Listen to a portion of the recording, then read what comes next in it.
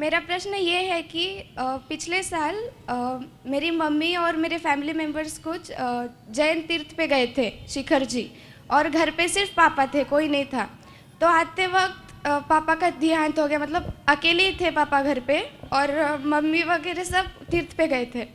तो मेरा पूछना ये है कि मम्मी इतना भक्ति करती है, पापा भी भक्ति करते थे, तो ऐसा क्यों?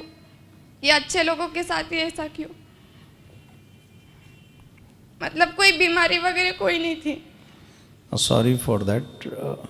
ये प्रश्न सबके साथ होता है कि हमेशा अच्छे लोगों के साथ ऐसा क्यों होता है। देखिए क्या होता है, ये हमारी समझ का अंतर है बेटा। आप इंजीनियर हो, आप समझदार हो, पढ़े लिखे हो, थोड़ा सा दिमाग मेरे कहने की तरफ लगाइए, आपको समझ में आ जाएगा। इस संसार में जितने भी लोग हैं, ये सुखी हैं कि दुखी हैं? आप बताओ। दुखी है कोई भी, पूरी तरह से सुखी कोई नहीं है। कोई नहीं है। अच्छा, परमात्मा के यहाँ कोई ऑप्शन है दुखी होने का? नहीं है। परमात्मा के साथ कोई भी ऐसा ऑप्शन नहीं है उनके लोक में, उनके साथ में, जहां दुखी हुआ जा सके। हमेशा ऐसा होता है कि अच्छे लोग पृथ्वी जल्दी छोड़ते हैं।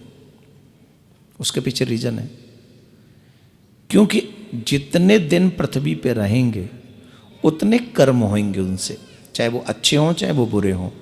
अच्छे और बुरे कर्म अगर होंगे तो उन्हें दोनों का फल भोगना पड़ेगा, और दोनों का फल भोगने के लिए बार बार पुनरपि जन्म पुनरपि मरणम पुनरपि जननी जठरे शयनम, बार बार जन्म लेना पड़ेगा, बार बार मरना पड़ेगा।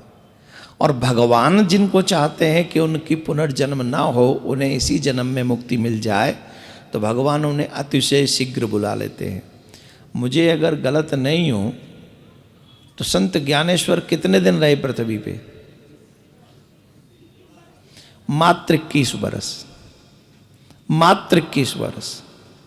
और 21 वर्ष में उन्होंने अपने सत्कर्मों से पूरे समाज को मार्गदर्शन कराया।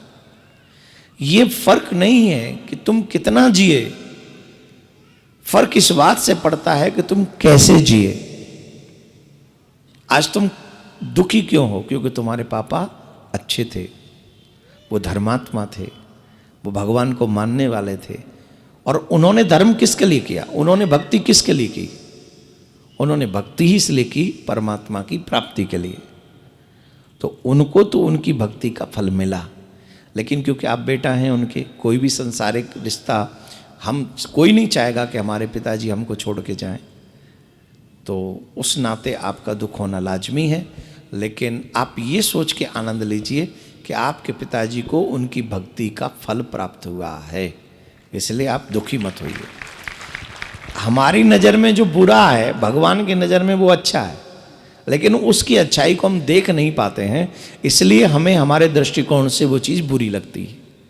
भगवान अच्छे लोगों के साथ अच्छा ही करता है, बुरे लोगों के साथ बुरा ही करता है, लेकिन हम में वो देखने की सामर्थ्य नहीं जो भगवान करता है।